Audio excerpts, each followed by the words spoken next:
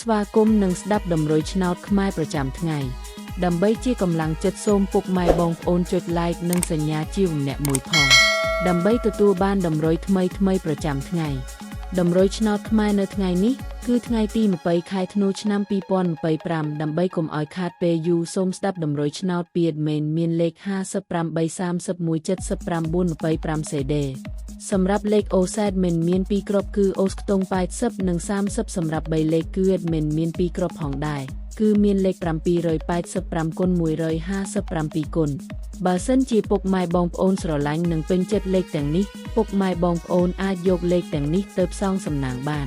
ពុកម៉ែបងប្អូនអាចចូល link ខាងក្រោមដើម្បីមើលលទ្ធផលឆ្នោតក្នុងក្រុម Telegram បានដោយគ្រាន់តែចុច link ក្រោមជាចុងក្រោយសូមជូនពរពុកម៉ែបងប្អូនដែលយកលេខខាង admin